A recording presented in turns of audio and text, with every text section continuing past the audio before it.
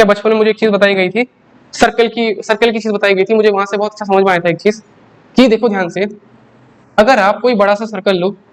अगर आप उससे छोटा सर्कल लो, अगर आप उससे भी छोटा सर्कल लो, उससे भी छोटा सर्कल लो, उससे भी छोटा सर्कल लो, उससे भी छोटा सर्कल,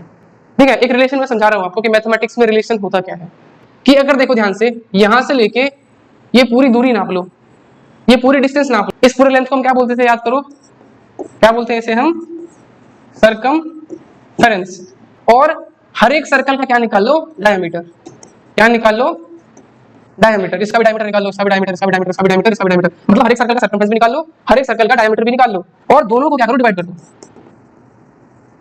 ठीक है, डायमीटर। तो इसके सर्कमफेरेंस से जब आप इसके डायमीटर को डिवाइड करोगे तो आपको एक नंबर मिलेगा, एक नंबर मिलेगा जिसकी वैल्यू कुछ होगी इस तरह से 3.14 है ना, ये आपका non terminating non repeating number है आपका, ये इस तरह का कुछ नंबर आएगा। सेम इसके साथ करोगे तो इस केस में भी वही नंबर आएगा, इसके साथ करोगे तो इसमें भी सेम वही नंबर आएगा, इसके साथ भी सेम चीज करोगे तो ये भी सेम नंबर आएगा, और सेम इसके साथ भी आएगा, और इसी वैल्यू का नाम रख दिया गया आगे चल के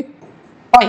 तो रिलेशन ये निकल गया यहाँ से मैथमेटिकली कि सर्कमफ्रेंस जो होगा, सर्कमफ्रेंस को 1 से मल्टीप्लाई करो तो देखो ध्यान से, सर्कमफ्रेंस जो होगा वो क्या होगा, पाई इंटू डायमीटर, या फिर ऐसा कर दो, डायमीटर को क्या बोल सकते हैं, 2 इंटू रेडियस, तो सर्कमफ्रेंस का सर्कल का फॉर्मूला क्या बन गया, 2 पाई आर। तो ये होता है रिलेशनशिप। रिलेशनशिप मतलब कि हमारा जो अर्थ है, अर्थ पे जितनी भी चीजें हैं,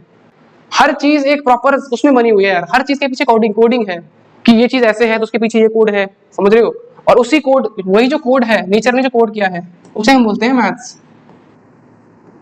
मतलब मैथमेटिक्स एक ऐसी लैंग्वेज है जो कि नेचर में पाई जाती है, समझ रहे हो, इंसान ने इस लैंग्वेज को समझ लिया, वो बहुत बड़ी बात है अपने आप में, कि समझ रहे हो आप मेरी बात, कि इस तरह से नेचर ने बना रखा है कि कोई भी सर्कुलर शेप होगा तो वो सर्कल तभी होगा जब उसका डायमीटर और रेडियस का जो रेशियो है, डायमीटर नहीं सॉरी, सर्कमफ्रेंस और डायमीटर का जो रेशियो है वो 22/7 होगा, तभी वो एक परफेक्ट सर्कल बनेगा।